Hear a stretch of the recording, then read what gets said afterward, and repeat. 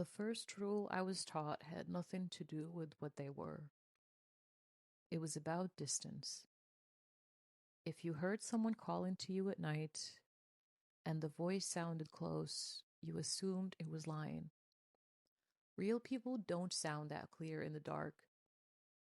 I grew up on a land where houses were far apart and nights were quiet enough that sound traveled too well. You learn early how far a voice should carry. You learn how much effort it took to be heard across open ground. That's how you knew.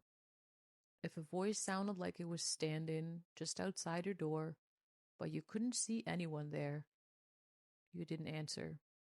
You didn't open the door. You didn't acknowledge it in any way. They said answering was an invitation, not because it wanted you to come out, but because it wanted to know how you sounded when you were willing.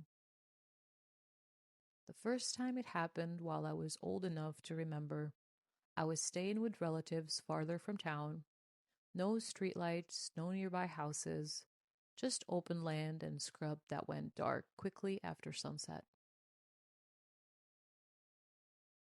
I was inside, lights on, when I heard my uncle's voice call my name.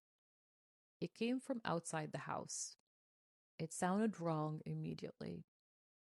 Too steady, too close, like it didn't need to push the sound through the air.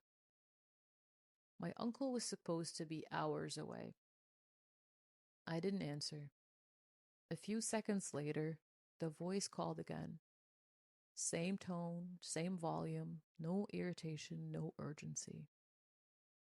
Just repetition. My aunt stood up from where she was sitting and turned off the lights without saying a word. She didn't look toward the sound.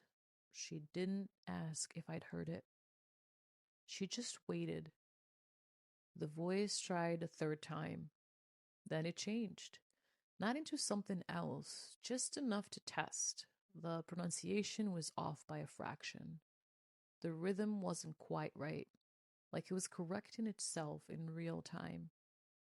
After that, it stopped. No footsteps, no retreat, just absence. The next morning, my uncle arrived exactly when he was expected to. When asked if he'd come by earlier, he said no and looked confused by the question. No one explained anything to me that day. They didn't need to, because once you hear it, you start noticing patterns. Voices that don't carry fatigue, calls never include context, names spoken without emotion, and always from just far enough away that you'd have to step outside to confirm. Years later, someone did. A young man from a neighboring family heard his sister calling for help late at night.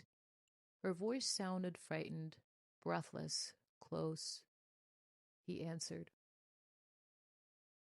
People said the call stopped immediately after. They found him standing outside his house, confused, insistent she had just been there. He kept asking why no one else had heard her.